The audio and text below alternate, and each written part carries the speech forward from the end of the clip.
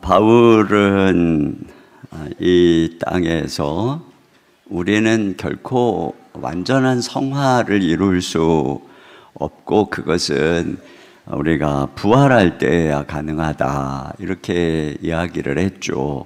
자기는 온전히 이루었다고 생각하지 않고 그것을 잡으려고 쫓아간다 이런 이야기를 했습니다. 그러니까 이 땅에서는 언제나 우리가 완전을 향해서 쫓아가는 것이지 완전에 이르지는 못한다는 것입니다. 근데 이것에 대해서 다른 생각을 가진 사람들이 있었어요. 자, 이 온전함에 대한 오해죠. 자, 먼저 15절 상반절을 같이 보겠습니다. 시작. 그러므로 누구든지 우리 온전히 이룬 자들은 이렇게 생각할지니. 네. 자, 여기 우리 온전히 이룬 자들은 이렇게 생각한다. 여기 온전히 이룬 자들은 이렇게 다른 번역에서는 우리 성숙한 사람들은 이렇게 번역을 했어요. 성숙한 사람들은 바울이 앞에서 이야기한 것처럼 자기가 완전하다고 생각하지 않는다는 것이에요. 크리소스톰은 이 부분에 대해서 이런 얘기를 했어요. 같이 한번 읽어볼까요? 시작. 자기 자신을 완전한 자로 생각하지 않는 것이 완전한 자의 표지이다. 네, 그런데 자 15절 하반절 시작. 만일 어떤 일에 너희가 달리 생각하면 하나님도 그것도 너희에게 나타내시리라. 그러니까 누군가가 다른 생각을 가지고 있다 하는 것입니다.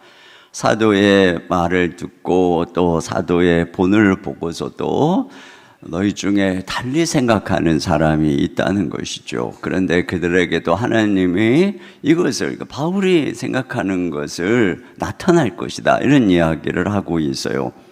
여기 보면 온전함에 대해서 바울과 다르게 생각하는 사람들이 있었습니다. 그리고 이런 온전함, 완전함, 성화에 대한 부분들은 기독교 역사에서도 많은 다양한 주장이 있었어요. 예를 들면 동방교회는 상당히 신비적인 요소들이 많습니다. 그래서 인간이 성령의 은혜와 수행에 의해서 점점 거룩해지면은 예수님이 하나님에서의 인간이 된 이유는 인간을 신으로 만들려고 그랬다. 그렇게 또 오해를 해서 여기서 우리가 신으로 신화될 수 있다 이런 생각을 했어요. 또 수도원주의 운동의 역사를 보면은 그 수도원 중세에 그 수도원에서 열심히 기도하고 성령의 은혜로 이렇게 또 영성 훈련을 깊이 들어가면은 그 내 안에 어떤 그 신적인 능력이 임한다는 거예요. 죄가 점점 사라져 버리고 그래서 뭐 성 프란시스의 전기라든가 또 성 요한의 전기라든가 이런 것을 보면은 뭐 거의 그냥 신적인 수준이에요. 그래서 막 기도하는데 몸도 붕 뜨기도 하고 멀리서 누가 오면은 다 옛날에 우리 신화의 고승들처럼 다 그런 것도 알고 이런 내용들이 있어요. 또 캐톨릭 같은 경우도 여러분이 가만히 보시면은 캐톨릭에서는 교리적으로 이게 의를 주입된 의라고 그런 거. 우리는 이게 덮어주시는 의죠. 의롭지 않은데 의롭다고 여겨주시는 거잖아요. 그런데 그들은 의가 주입된다는 거예요. 특히 이제 그들이 하는 이 견진 그 성례를 통해서 하여튼 세례를 받고 미사를 하고 고해성사를 하고 이런 과정을 통해서 의가 주입이 된다는 거죠. 그런 어떤 수행과 그런 걸 통해서 말이죠. 그러다 보니까 그 중에서는 아주 훌륭한 분들을 성인으로 추대를 하는 것입니다. 이제 그들은 어떤 경지에 이르렀느냐? 완전한 성화의 경지에 이르렀다는 거예요. 죄가 없는. 카톨릭의 사제들 같은 경우에도 그래서 일반 평신도들하고 다른 차원이 무엇이냐? 성화에 있어서 완전한 경지에 이른 자들이라는 거예요. 그래서 전주교 사제들은 이 평신도들하고는 다른 완전한 성결을 위해서 절대로 결혼을 하면 안 되는 것이고, 완전한 청빈을 위해서 사유, 자산, 개인의 소유를 금지하고 완전한 순종을 강조하여서 절대적인 위계 질서 가운데 있는 것이죠. 그래서 사제들이 일반 평신도들보다 성결에 있어서 한 단계 위의 존재다. 개신교파에 있어서도 완전한 성결, 성화를 주장하는 교단이 있어요. 웨슬리의 영향을 받은 성결교입니다. 존 웨슬리가 그 모라비안의 올더스 게이트 집회에 참석을 했다가 거기서 큰 은혜를 받습니다. 성령의 체험을 하는 것이죠. 그 이후로 이 웨슬리의 삶이 완전히 바뀌니, 그전에도 홀리클럽을 통해서 엄청나게 그 성결 운동을 했던 그였는데, 성령을 받고 나서 완전히 마음과 모든 삶이 새로워지는 거예요. 그러면서 그가 성령의 특별한 은혜를 받으면 우리가 이 땅에서 완전히 죄를 죽이고 완전한 성결에 이룰 수 있다, 이런 이야기를 하고, 지금 성결교단에서는 그런 완전 성화를 믿는 것이에요. 자, 이러다 보니까 성도들 중에서도 어느 날 특별한 성령 체험을 하고 은혜 체험을 하고서는 나는 이 다른 사람들하고 완전 다른 차원에 있는 것처럼, 그러니까 완전에 이른 것처럼 생각하는, 이런 달리 생각하는 사람들이 있었다는 것입니다. 근데 이에 대한 바울의 견해는 뭐냐면, 이와 같이 이 땅에서의 성화를 강조하는 부분에 대해서는 바울이 이걸 이단으로 얘기를 한다든가 아주 그냥 신비주의적으로 동방교회처럼 그렇게 주장하지 않는 이상에는, 바울이 정말 분노해서 반대하는 것은 성화를 거부하는 이런 부분이고, 이 부분에 대해서 바울과 좀 다른 생각을 가진 것에 대해서는 너는 이단이다 이렇게 정죄하지는 않아요. 자, 그런데 뭐라 그러냐면, 그렇다면 하나님이 그걸 너희들에게 나타낼 것이다, 이렇게 이야기를 하고 있어요. 여기서 그러면 바울이 무슨 교훈을 하려는 것인가, 이 의도를 엿볼 수가 있어요.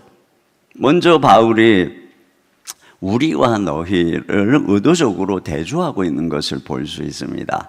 바울은 자신을 포함해서 우리 온전히 이룬 자들은 이렇게 얘기를 합니다. 그러니까 우리라고 하면 아마 바울을 포함해서 사도들을 가리키는 것일 것 같아요. 그러니까 성도들이 볼 때 그들은 어때요? 거의 온전히 이룬 자들인 것이죠. 그러니까 너희들이 온전히 이루었다고 생각하는 우리, 이런 의미를 갖고 있는 거예요. 그래서 자기가 온전히 이루지 않았다고 하면서도 구태여 우리 온전히 이룬 자들은 이렇게 쓴 거죠.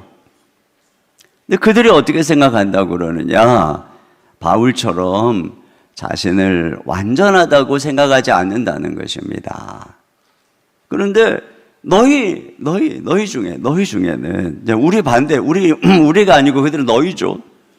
그들은 뭐라 그러느냐, 이 땅에서 온전을 이룰 수 있다. 또 그들 중에는 이미 우리는 완전에 도달했다, 이렇게 주장하는 사람들이 있는 것이죠. 특별한 은혜를 받았구나, 남다르게 어떤 성결에 열심히 있어서 내가 그런 경지에 있다, 이렇게 주장하는 사람들이 실제로 그렇게 정말 자기가 생각해도 완전 180도 변화된 삶을 사는 거죠. 그런데 바울이 의도적으로 대조해서 너희가 정작 온전히 이루었다고 생각하는 우리는 아직 온전히 이루었다고 생각하지 않는다. 그런데 너희는 우리와 다르게 너희가 온전히 이뤘다고 생각하는구나. 바로 이것이 너희가 온전히 이루지 못했다는 증거다. 이렇게 얘기를 하고 있는 거예요. 이 뉘앙스인 것입니다. 이게 미성숙하다는 증거라는 거죠. 어느 날 성령님의 은혜로 그 삶이 180도 변하고 이전의 모든 죄를 청산하고 삶이 회심되고 완전히 그냥 급격한 변화죠. 그러니까 내가 완전 변화돼서 내가 이 길로 계속 가면 완전히 이 땅에서 정말 그런 삶을 살 수 있어. 이렇게 생각하는 사람들이 빠지는 함정인 것입니다. 자기가 특별하다. 특별한 은혜를 받아서 특별하다. 그러나 여러분, 이 땅에서 사도들만큼 성령의 감동으로 특별한 은사와 은혜와 능력을 체험한 사람들이 어디에 있습니까?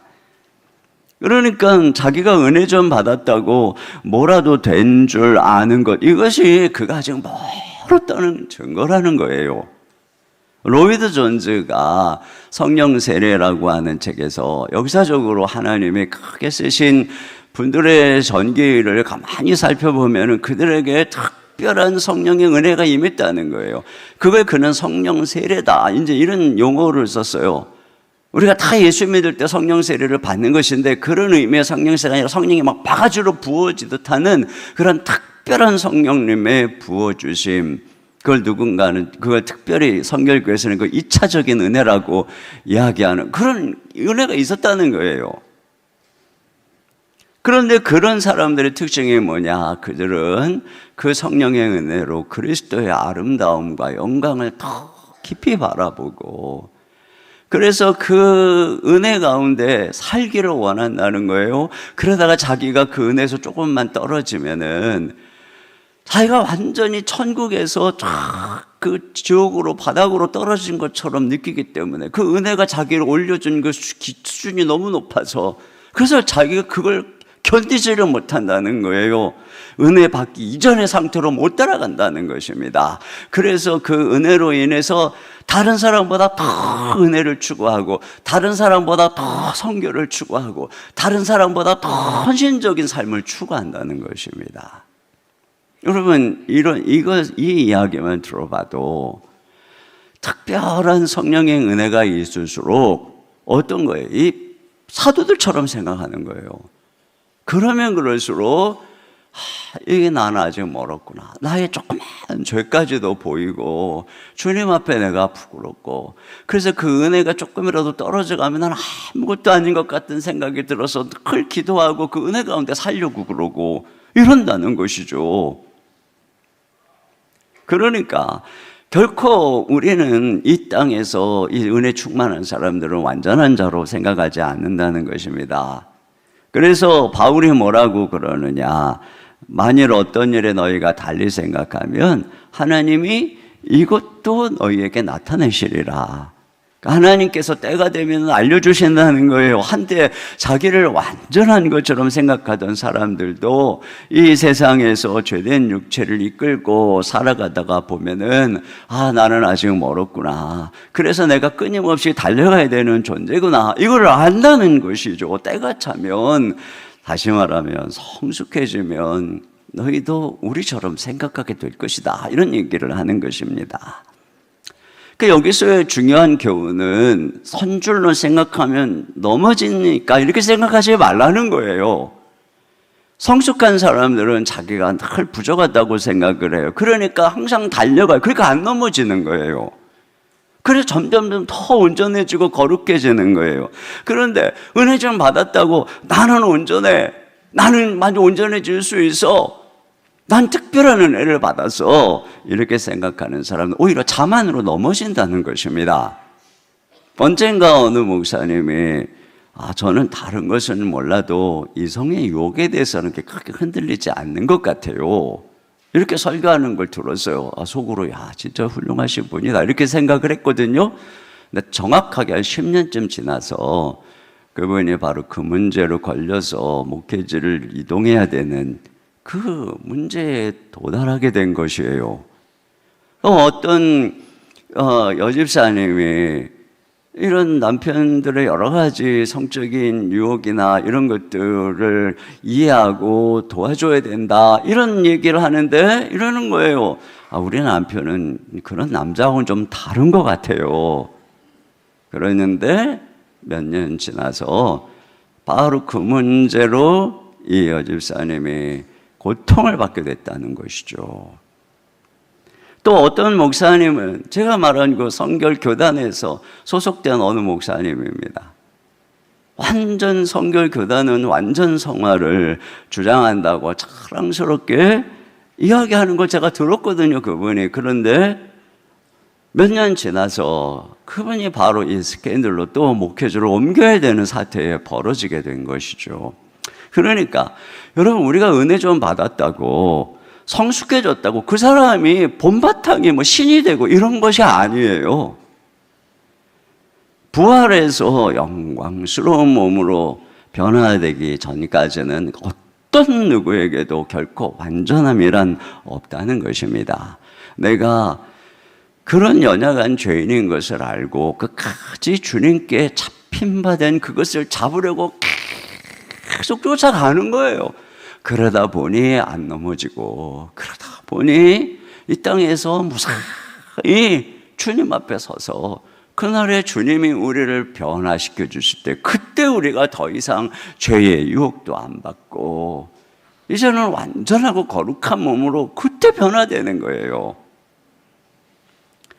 자, 그러니까 요약하면 성숙한 사람은 온전히 이루었다고 생각하지 않을 것이고, 너희들 중에 그렇게 생각하지 않는 사람도 하나님이 때가 차면은 알려줄 것이다. 자, 그러니까 어떻게 하라는 거죠? 자, 16절 같이 보겠습니다. 시작. 오직 우리가 어디까지 이르렀든지 그대로 행할 것이다. 네. 자, 이 의미가 뭐냐면 세 번역을 읽어보면 이해가 될 수 있을 것 같아요. 같이 보겠습니다. 세 번역으로요. 시작. 어쨌든 우리가 어느 단계에 도달했든지 그 단계에 맞추어서 행합시다. 네. 그러니까 지금 내가 도달한 성숙의 수준이 어디에 있든지 거기서부터 계속 전진하라는 것입니다. 한 걸음 한 걸음 나아가라는 거예요. 그러니까 바울은 야, 왜 너네가 내 수준에 미치지 못했냐? 이걸 책망하는 것이 아니에요. 어쩌면 이 권면을 듣는 빌립보 성도들도 그렇고 우리도 그렇고, 야, 도대체 어떻게 바울이 생각한 저 삶을 살아간다는 얘기지? 우리가 어떻게 바울처럼 이 부활의 능력으로 고난에 동참하며 그렇게 매맞고 수치당하고 파선하고 옥에 갇히고 막 이러면서 죽으심을 본받아 살아간다는, 와, 생각만 해도 아찔하다. 아니, 어떻게 우리가 디모데처럼 에바브로디더처럼 그렇게 자기 목숨을 걸고 헌신을 하며 우리가 어떻게 사도들처럼 순교적인 길을 걸어간단 말이지? 야, 이건 도무지 우리 같은 사람에게서는 오르지 못할 산이야. 여러분, 이런 생각이 들죠. 그런데 바울은 그런 우리들을 향해서 책망하거나 왜 이렇게 믿음이 없냐 이러는 것이 아니에요. 야, 너네 당장 집 팔고 논 팔고 직장 때려치고 다 선교사로 나가, 이렇게 얘기하는 것도 아니에요. 지금 너희가 도달한 그 수준에서부터 한 걸음씩 한 걸음씩 떼라는 것이에요. 왜냐하면 신앙의 성숙이라고 하는 것은 씨가 자라서 싹을 내서 열매를 맺듯이 이렇게 성장해 가는 것이에요. 갑자기 뭐 그냥 꽉 잡아당기고 이러는 것이 아니죠. 이미 얻은 구원을 이루어가는 일은, 이건 성령의 은혜로 되어지는 일이며 동시에 내가 열심히 일평생 노력해서 도달해가는 전 인생의 여정인 것이에요. 그렇기 때문에 바울은 이제 막 걸음마를 하고 있는 성도들을 향해서 야, 뛰어! 야, 날아! 막 이렇게 하지 않는다는 것이죠. 너의 신앙에는 어린아이 단계도 있고 청년의 단계도 있고 작년의 성숙한 단계도 있어요. 그러니까 너희가 지금 어느 수준에 이르렀든지 괜찮아. 거기서부터 시작하면 돼. 거기서부터 한 걸음씩 나가면 돼. 이렇게 얘기를 하고 있는 거죠. 그러니까 여러분이 말씀을 들으면서 야, 나는 가짜야. 나는 형편없어. 나는 틀렸어. 이렇게 생각할 필요가 없어요. 한 걸음씩 걸어가면 된다는 것입니다. 또 이것은 우리가 뭔가 뭐 환상이나 체험이나 영적 체험이나 어떤 특별한 계시나 이런 것을 통해서 한 번에 완전한 경지에 이르는 것에 대한 경계인 것이에요. 막 이런 식으로 얘기하는 자들이 있으니까 말이죠. 신앙생활을 그런 식으로 한 방으로 하려고 하는 사람들 말이에요. 바울은 디모데에게 이렇게 교훈했어요. 디모데전서 4장 7절입니다. 시작. 망령되고 허탄한 신화를 버리고 경건에 이르도록 내 자신을 연단하라. 네. 그러니까 이 허탄한 신화, 그러니까 신앙생활을 이런 식으로 이렇게 마술적으로 이렇게 뭔가 좀 신비적으로 이해를 해가지고 그런 것이 아니라 신앙은 뭐냐? 경건에 이르도록 너 자신을 연단하는 거, 훈련하는 거, 연습하는 과정이라는 것이에요. 한 걸음씩 한 걸음씩 매일 일어나서 오늘도 기도하고 주님께 붙잡힌 바 되어서 순간순간 한 걸음 한 걸음 믿음으로 걸어가다 보니 어느덧 내가 성장해서 조금 더 그 걸음의 보폭이 커지고 뭐 이렇게 되어진다는 것이에요. 그러니까 중요한 게 뭐죠? 매일같이 한 걸음씩 주님 따라가고 오늘도 주님께 붙잡힌 바 되어서 걸어가고 이게 중요한 것이에요. 자, 그 다음에 좋은 본과 나쁜 본을 또 소개하고 있어요. 여러분, 우리가 신앙이 성숙해 가는 데 있어서 중요한 게 본이에요. 본. 어떤 본을 보고 걸어가느냐. 이게 또 우리의 삶을 좌우하는 것입니다. 그런 면에서 먼저 그는 본받아야 될 신앙의 좋은 본을 얘기하고 있는데, 자, 17절 상반절에 뭐라고 하는가 보세요. 시작. 형제들아 너희는 함께 나를 본받으라. 먼저 그는 자기를 본받으라 이렇게 얘기를 합니다. 여러분, 보통 우리가 누구에게 나를 본받아라 라고 얘기하려면은 내가 뭔가 이루었다고 생각하는 사람이죠. 내가 온전히 이루었다라고 생각하는 사람이어야 될 거예요. 그런데 바울은 자기는 얻었담도 아니요 온전히 이루었담도 아니다 이렇게 얘기를 했고요. 아직 나는 붙잡힌 바 된 그것을 잡으려고 쫓아가는 중이다 이런 이야기를 했어요. 그런데 나를 본받아라 이렇게 얘기했다는 것은 뭐겠어요? 내가 그리스도를 추구하는 그 모습을 본받아라 이것이에요. 내가 그분께 잡힌 바 된 그것을 잡으려고 쫓아가는 그 모습을 너희가 본받아야 된다 이것이죠. 여러분, 우리가 누군가에게 보여줄 수 있는 최선의 본은 우리가 그분을 추구하고 있는 모습입니다. 나의 사랑도 나의 헌신도 나의 인격도 나의 거룩도 아니에요. 왜냐하면 우리가 그분을 추구하는 것을 멈추는 순간 그 모든 것들은 하루아침에 무너져 버리기 때문에 그런 것입니다. 바울은 자기가 이룬 성취나 내가 하는 희생을 본받으라고 하는 것이 아니라 그것을 가능하게 하시는 그분을 의지하는, 쉼없이 그분을 바라보고 걸어가는 나를 본받아라. 여러분, 우리가 서로에게 나눌 수 있는 것은 어떤 우리의 행위나 우리의 인격이나 우리의 업적이나 희생이나 자랑이 아니죠. 오직 내 삶을 이렇게 변화시키는 예수님. 그래서 내가 그분을 오늘도 어떻게 붙잡고 걸어갔는지, 그래서 내 삶에 나타난 모든 것은 다 그분의 은혜야.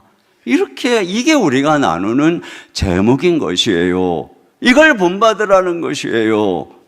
그러니까 이게 세상적인 차원하고 너무 달라요. 세상에서의 모델은 은근 자기의 의와 자기가 한 무엇인가를 드러내고 그걸 자랑하려고 그러잖아요. 그러나 바울은 나는 아직 멀었어. 그래서 나는 계속 주님 따라가는 거야. 이걸 본받으라고 하는 거예요. 자기의 내용, 그 삶의 헌신을 드러내도 얼마나 본받을 게 많겠어요. 남보다 얼마나 뛰어난 게 많겠어요. 그러나 그걸 얘기하는 것이 아니란 말이죠. 또 17절 하반절 보겠습니다. 시작. 그리고 너희가 우리를 본받은 것처럼 그와 같이 행하는 자들을 눈여겨보라. 네, 너희가 우리를 본받는 것처럼 우리를 본받아서 행하는 자들을 눈여겨보라는 것입니다. 여러분, 여기 눈여겨보라, 이건 뭐냐면은 보고 배우라는 거예요. 그러니까 여러분, 우리가 운동을 배우러 가면 그 코치가 하는 행동을 유심히 보죠. 왜 유심히 보겠어요? 그대로 따라하려고. 그러니까 그 얘기인 것이에요. 지금 바울은 멀리 있어요. 그러니까 가까이서 바울의 본을 보고 배울 수가 없어요.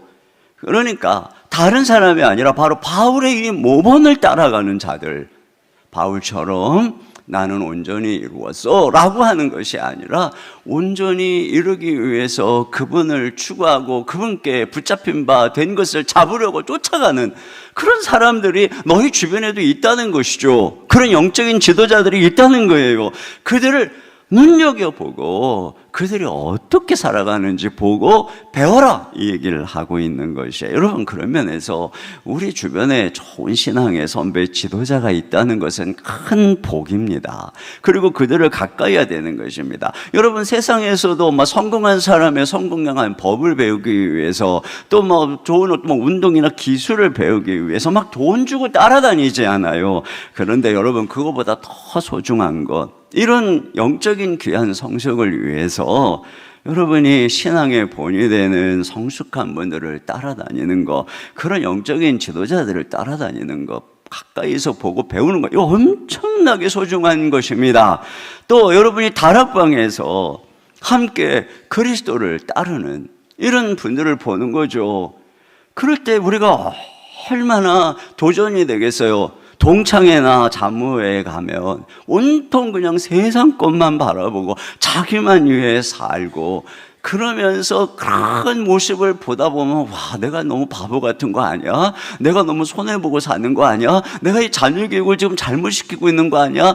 막 이런 생각이 들잖아요. 흔들리거든요. 그러다가 다락방에 가서 신앙의 선배님들이, 신앙의 동료들이 이와 같이 주님을 바라보고 주님을 소망하고 오늘도 주님을 따라가고 그분의 죽으심의 본을 보면서 배우려고 하고 본받으려고 하고, 이런 모습들, 그리고 서로의 이익을 위해서 섬기며 살아가는 그런 모습을 볼 때 우리는 다시 힘을 얻는 것이죠. 맞아, 이 길이야, 이렇게 가는 거야, 이것이에요. 여러분, 우리 절대로 혼자서 이 길을 못 가죠. 그런데 우리 주변에 보면 혼자가 아닌 것이에요. 많다는 거예요. 꼭 무슨 신앙생활을 그냥 혼자서 이런 공동체도 안 나오니까 자기만 바보처럼 사는 게 보이는 것이죠. 그러나 눈을 들어보면은 많은 사람들이 이 길을 가고 있어요. 자, 그러면서 이번에는 본받지 말아야 할 나쁜 본을 얘기하고 있어요. 자, 18절 같이 보겠습니다. 시작. 내가 여러 번 너희에게 말하였거니와 이제도 눈물을 흘리며 말하노니 여러 사람들이 그리스도의 십자가의 원수로 행하느니라. 네, 바울은 이미 여러 번 말했어요. 그런데 이번에는 눈물을 흘리면서 얘기를 한다는 것이죠. 그건 아마도 그가 이렇게 십자가 뒤에 원수를 향하는 이 사람들이 바울이 아는 사람들일 거란 말이죠. 한때 신앙생활을 바울의 모범을 따라서 잘하던 그들이 어느 순간 잘못된 가르침을 통해서 타락한 거예요. 그걸 볼 때 가슴이 아픈 것이죠.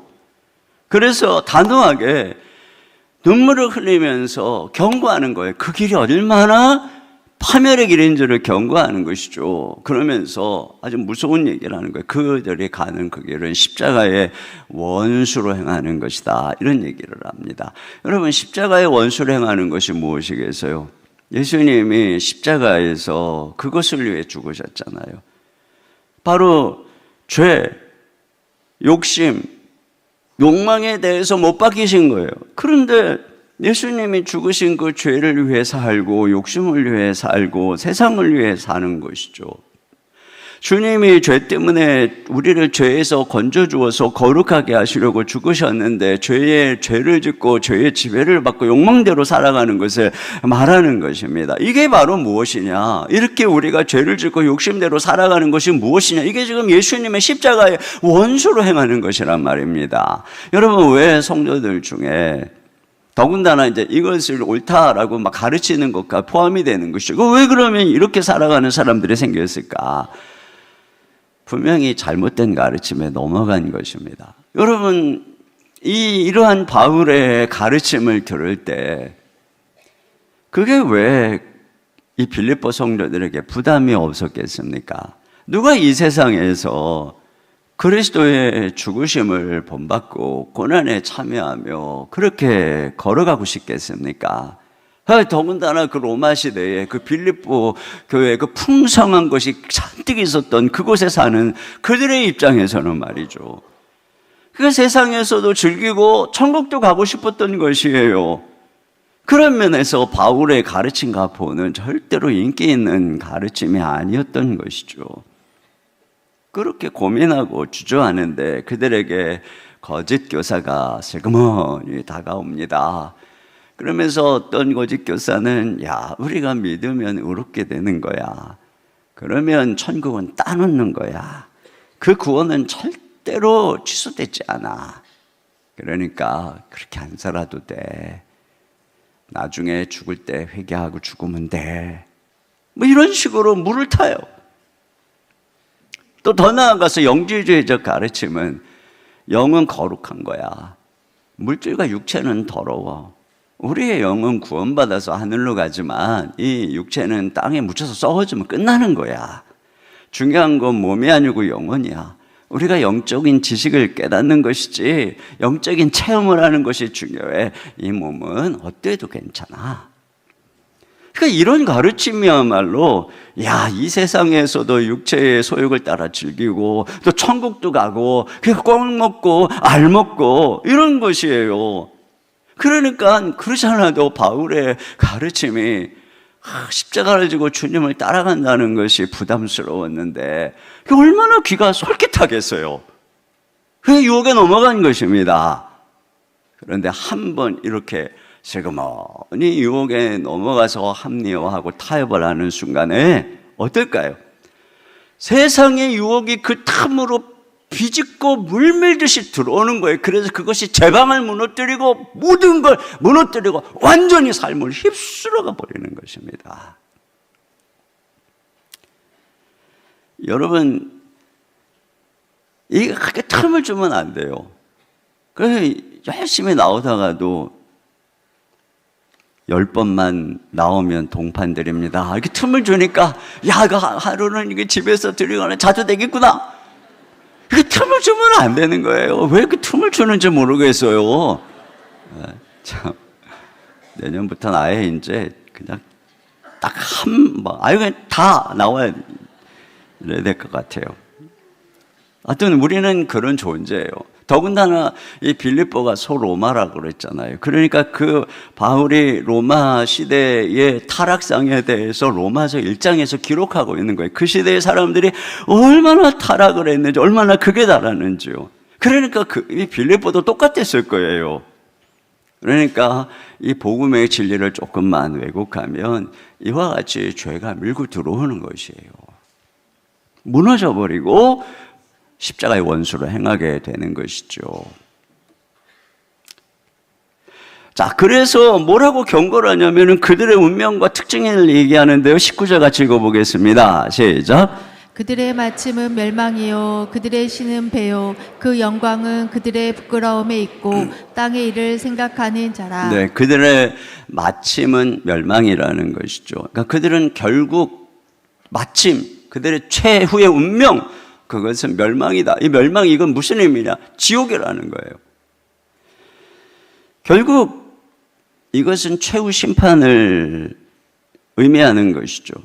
그들이 나중에 최후 심판대 앞에 서게 될 것인데 그때 그들의 가르침이 그들이 알고 있었던 그 복음이 거짓이었다는 것이 드러나게 될 것이고 그들은 지옥에 던져지게 될 것이다. 이런 얘기를 하고 있는 것입니다. 여기 멸망은 바로 그들의 육체가 영원한 불못에 던져질 것을 이야기하는 것이죠. 그럼 왜 이들의 최후가 멸망일까? 자, 여기 또 나오죠. 그들의 신은 배요, 영광은 부끄러움이기 때문에 그렇습니다. 신이 배다. 이 배, 내 배, 이게 신이에요. 그러니까 탐심, 욕심이 신이라는 거예요. 그게 탐욕이 내 인생의 목적이라고 하는 것이죠. 그게 내 행복이라고 하는 것입니다. 영광이 부끄러움이라고 하는 것이에요. 부끄러운 줄 모르고 욕심대로 살아가는 것이라는 말이에요. 그걸 자랑으로 여긴다는 것입니다.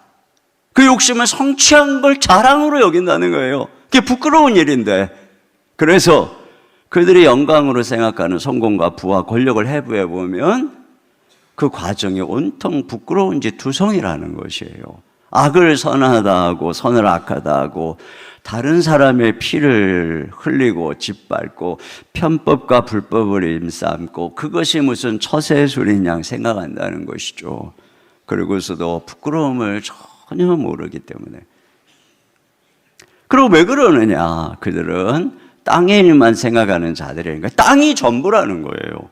죽으면 끝이지.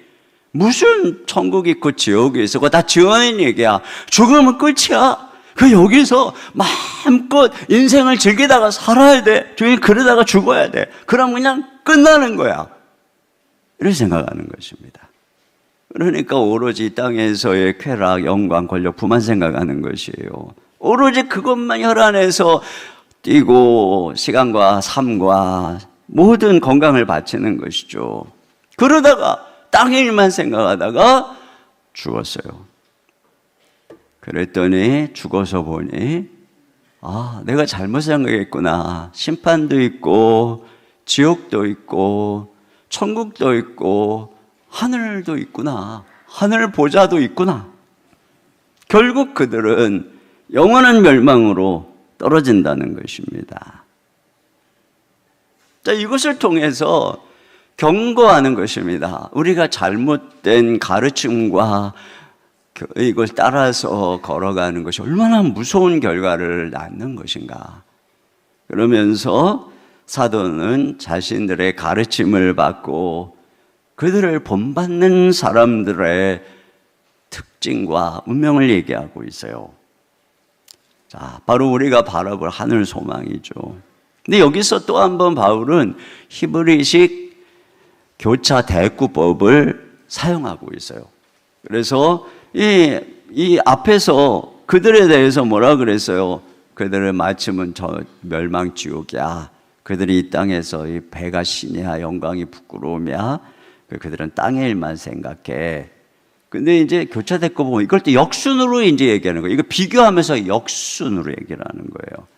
그래서 그들은 땅의 일만 생각해. 근데 너희는 저 하늘의 시민이야. 그들은 배가 신이야, 욕망이 신이야. 아니야, 우리는 그들하고 다르게 재림하는 구주를 기다리고 있어.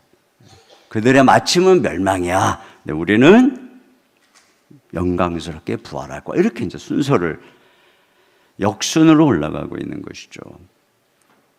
자, 그러면 우리는 어떤 존재인가를 얘기해요. 첫째로 우리는 시민권이 하늘에 있다는 것이죠. 자, 20절 보겠습니다. 시작. 그러나 우리의 시민권은 하늘에 있는지라. 네. 그들은 땅의 것만 생각합니다. 그러니까 땅에 속한 자들이었습니다. 그런데 우리는 하늘에 속한 자들인 것이에요. 우리의 소속이. 제가 첫날 그랬잖아요. 우리 신자는 이중 국적을 가지고 있다고요. 빌립보에 살고 있어요. 로마 시민권자예요. 그러나 우리는 동시에 하늘의 시민권자인 것이죠. 여러분, 이 땅에서의 시민권은 잠시의 여행 비자와 같아요. 그런데 하늘 시민권은 영원히 살아가는 영주권이에요. 그래서 우리는 이 땅에서는 나그네로 살아가는 것이죠. 언젠가 우리는 본향으로 돌아갈 거야. 그러면서 그 시민답게 여기서 돌아갈 준비를 하면서 사는 거예요. 그러니까 세상에 있지만 세상에 속하지 않았어요. 땅에 살지만 우리의 삶의 무게중심과 마음은 하늘에 있어요. 땅에서 살아가지만 하늘나라 시민의 정체성과 품위로 살아가는 것이죠. 이 땅이 아니라 하늘의 보물을 쌓아두는 것이죠. 돌아갈 그 나라를 바라보면서 살아가는 거예요. 자, 그 다음에 우리는 재림을 기다리는 자예요. 20절 하반절입니다. 시작. 거기로부터 구원하는 자 곧 주 예수 그리스도를 기다리노니. 네. 그들의 신은 배라 그랬잖아요. 영광은 부끄러움이고. 그러니까 그들의 신은 자기예요. 내가 우주의 중심이고 내가 주인이야. 내가 내 마음대로 사는데 누가 뭐라 그래? 그런데 우리는 우리에게 오실 주인이 있어요. 우리가 기다리는 주인이 있어요. 그들은 마음대로 먹고 마시고 즐기자. 그게 남는 거다.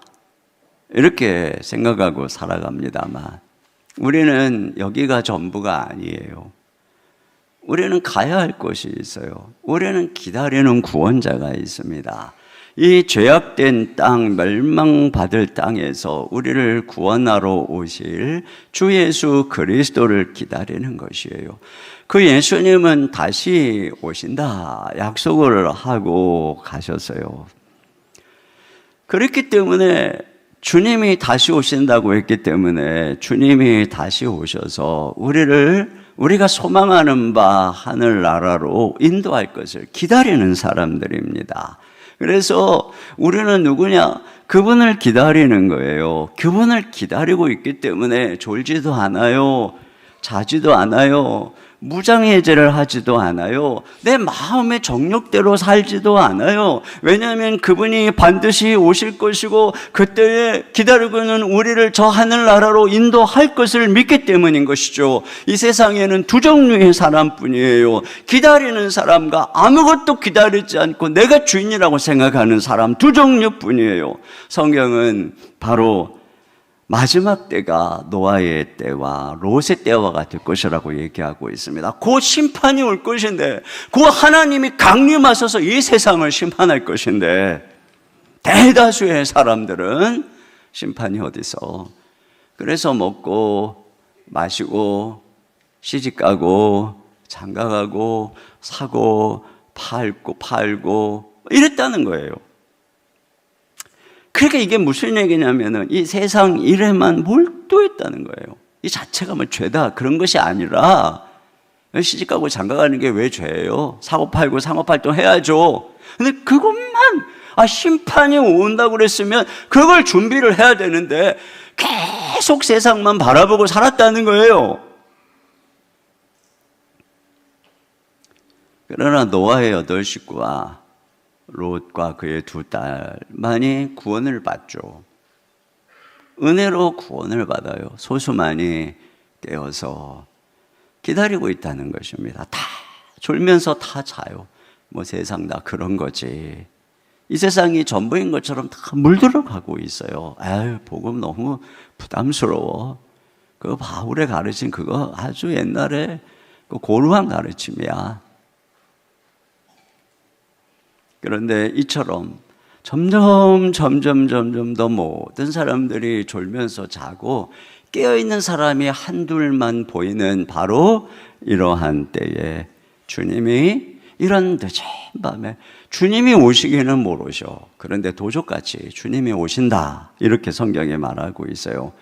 그러면서 성경은 이 세상이 점점 악해지는 것을 보면서 그 종말의 징조를 보면서 그 때가 가까운지 너희가 알아야 된다 이렇게 말씀하고 있어요. 그러면서 처처의 기근과 지진 이런 자연재해가 일어날 것이고 전쟁의 소문이 일어날 것이고 여기저기 거짓 이 그리스도인들이 거짓 사도들이 일어날 것이야.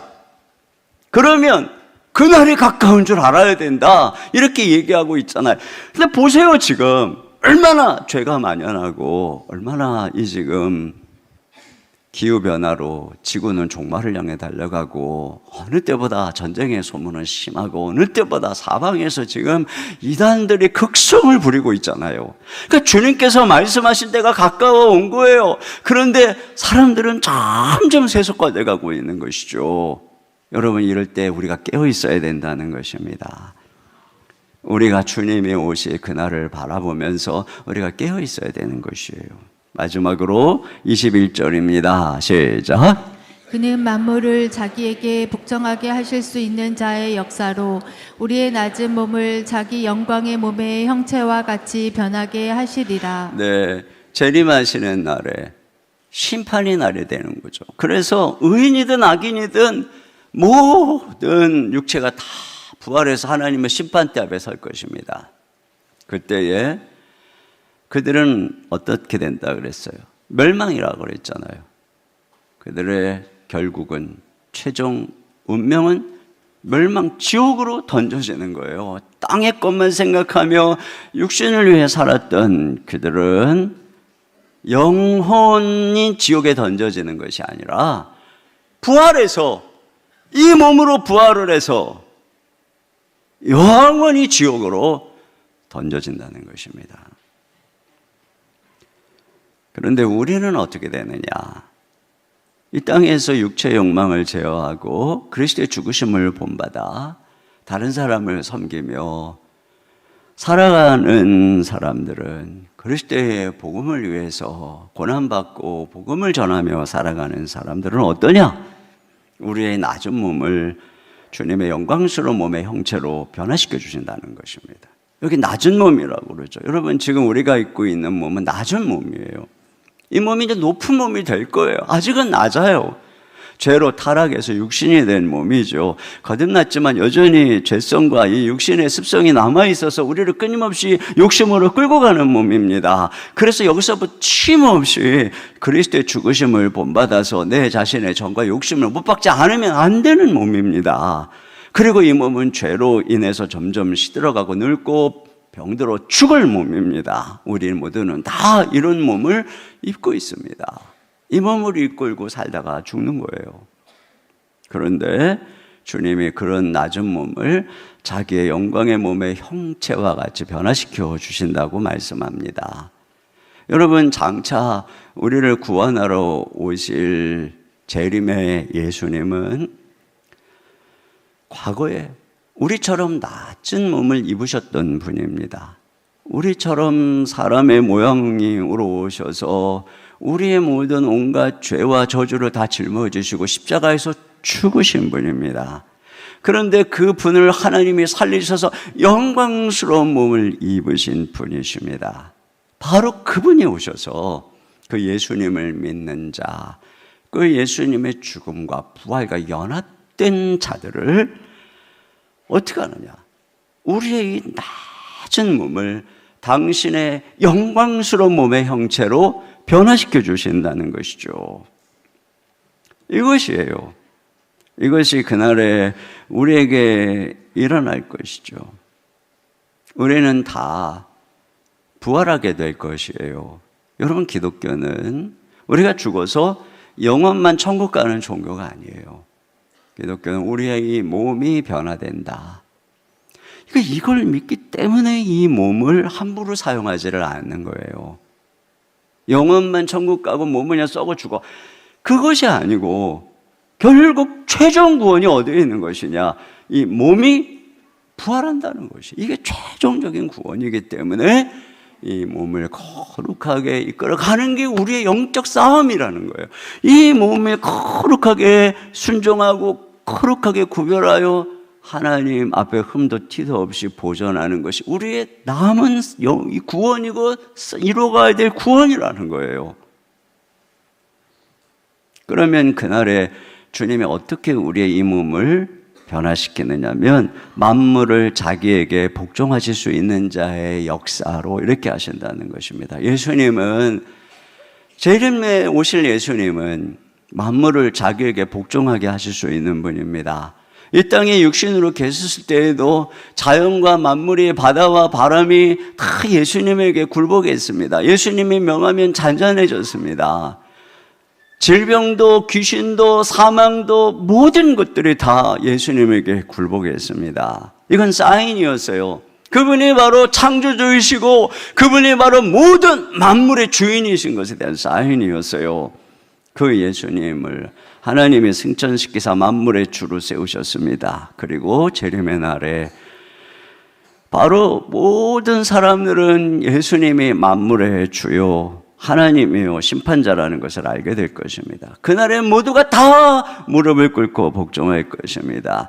땅도 하늘도 바다도 천사도 마귀도 생명도 죽음도 다 복종할 것입니다. 그리고 그분의 한마디에 모든 것들이 변화되어서 새 하늘과 새 땅이 될 것입니다. 그때 주님께서 그 능력으로 주님을 믿고 주님을 따랐던, 주님을 알고 그분을 내 마음에 소유하고 내가 그분 안에 거하기를 소유했던 그분께 잡힌 바 되기 위해서 날마다 기도하고 새벽을 깨우고 말씀 보며 순종의 길을 가기 위해서 애썼던 육체들을 향해서 주님이 당신의 영광스러운 몸의 영처럼, 왜? 그들이 예수님의 길을 걸어왔으니까, 예수님처럼 고난받고 예수님처럼 죽으심을 본받았으니까, 고난에도 함께 있으니까 너희가 내 영광에도 참여해라. 그래서 그분이 우리를 예수 그리스도의 영광스러운 몸의 형체로 변화시켜 주신다는 것입니다. 이것이 바로 우리가 기다리고 있는 소망인 것입니다. 우리의 이름은 저 하늘나라 시민 명부에 적혀 있습니다. 장차 예수님이 재림해서 우리를 데리러 오실 것입니다. 그날에 우리는 영광스럽게 부활해서 천국에 영원히 거하게 될 것입니다. 그날이 언제인지 모르기 때문에 우리가 늘 깨어서 준비해야 될 줄로 믿습니다.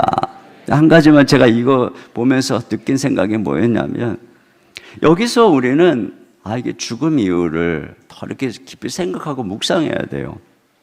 1장에서도 죽는다는 게 떠나는 것이고 그리스도를 만나는 것이다 그랬잖아요. 그리고 궁극적으로 우리가 그 죽는 건 본향으로, 우리 시민권을 갖고 있는 본향으로 가는 것이고, 그리고 우리는 거기서 우리 주 예수님을 만나게 될 것이고, 우리는 영광스러운 몸으로 종말에 부활하게 될 것이라는 것이죠.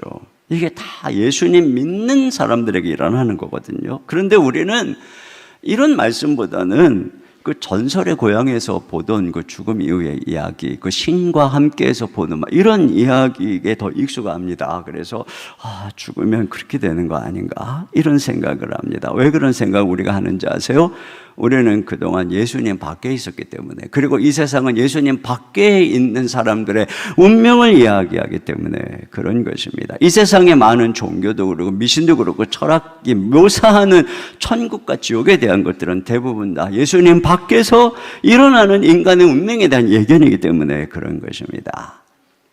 그래서 심판에 대한 의식, 죄에 대한 의식이 있기 때문에 그런 식으로 묘사를 할 수밖에 없는 거예요. 그러니까 죄인인 인간은 내가 죽으면 검은 옷 입은 사람이 이런 생각을 나도 모르게 하는 거예요. 그러나 우리는 누군가요? 이런 죽음의 두려움에 있는 우리를 위해서 예수님이 대신 십자가에 죽으신 것이에요. 부활하신 거예요. 그분이 우리의 주가 되신 거예요. 그래서 우리는 그분의 손을 꽉 붙잡는 것이에요. 그러면 그분 안에서 우리의 죄가 사함받고 우리는 새로운 하나님의 자녀가 되었어요. 그러니까 부활 생명의 씨가 심겨진 것이에요. 그렇기 때문에 우리는 죽음에 대해서 완전 새로운 전망을 가지는 것입니다. 이게 우리에 대한 진리인 것이에요. 죽는 것은 떠나는 것이구나. 본향으로 가는 것이구나. 우리가 죽으면 예수님과 함께 거하게 되는 것이구나.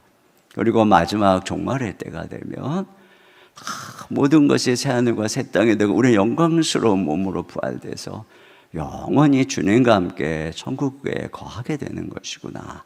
우리가 입성하게 될 때에 천사가 환영하고 빵빠레를 울리고 예수님이 우리의 손을 붙잡아 주시는 것이구나. 여러분, 이게 우리가 죽음 이후에 생각해야 되는 진리인 거예요. 이 생각을 늘 하세요. 그래, 죽음 후에는 이런 일들이 펼쳐지는 거야. 그런 은혜가 함께 하시기를 주님의 이름으로 축원합니다. 우리 시간에 같이 우리 죄 많은 이 세상은 내 집 아니네, 내 모든 보화는 저 하늘에 있네, 저 천국문을 열고 나를 부르네, 나는 이 세상에 정들 수 없도다. 우리 자리에서 일어나서 같이 찬양 드리겠습니다. 우리 박수 치면서 힘있게 찬양하겠습니다.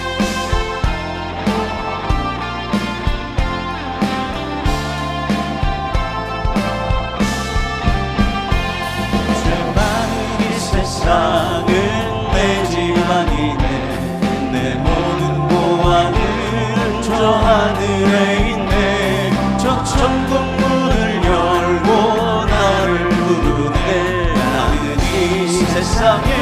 정들 수 없도다. 오 주님 같은 친구 없도다. 저 천국 없으면 나 어떻게 하나. 저 천국 문을 열고 나를 부르네. 나는 이 세상에 정들 수 없도다. 저 천국에서 모두 날 기다리네. 내 주 예수 피로 죄 씻음 받았네. 나 비록 약하나 주님은 날 지키리. 나는 이 세상에 정들 수 없도다. 오 주님 같은 친구 없도다. 저 천국 없으면 나 어떻게 하나. 저 천국 문을 열고 나를 부르네. 나는 이 세상에 정들 수 없도다. 저 영광의 땅에 나 길이 살겠네. 손잡고 승리를 외치는 성도들, 이 기쁜 찬송가를 흘려 퍼지네. 나는 이 세상에 정들 수 없도다. 오 주님 같은 친구 없도다. 저 천국 없으면 나 어떻게 하나. 저 천국 문을 열고 나를 부르네. 나는 이 세상에 정들 수 없도다. 영광의 땅에 나 길이 살겠네. 영광의 땅에 나 길이 살겠네. 손잡고 승리를 외치는 성도들, 이 기쁜 찬송가를 울려 퍼지네. 나는 이 세상에 정들 수 없도다. 오 주님 같은 친구 없도다. 저 천국 없으면 난 어떻게 하나. 저 천국 문을 열고 나를 부르네. 나는 이 세상에 정들 수 없도다. 우리 주님께 영광의 박수 올려드립니다. 우리 이 시간에 같이 기도 제목 읽고 우리 한 목소리로 기도합니다. 같이 기도 제목 읽겠습니다. 주님, 이 땅에서 온전함을 이루었다고 자만하지 않게 하소서. 날마다 경건의 훈련을 통해 점점 더 거룩하고 성숙해지게 하소서. 아멘. 주님, 십자가의 원수로서 죄와 사망, 욕망을 따라 행하는 사람들의 마침이 멸망임을 깨닫고 그들을 본받지 않게 하소서. 오직 주님만을 의지하며 복종하는 성숙한 믿음의 본을 따라 살게 하소서. 아멘. 주님, 우리의 시민권이 이 세상이 아닌 하늘에 있음을 믿고 주님의 재림과 영광스러운 몸의 부활을 기다리고 소망하며 늘 깨어 준비하게 하소서. 아멘. 우리 이 시간 말씀을 생각하며 주여 한번 부르시고 다 같이 한 목소리로 기도하겠습니다. 주여.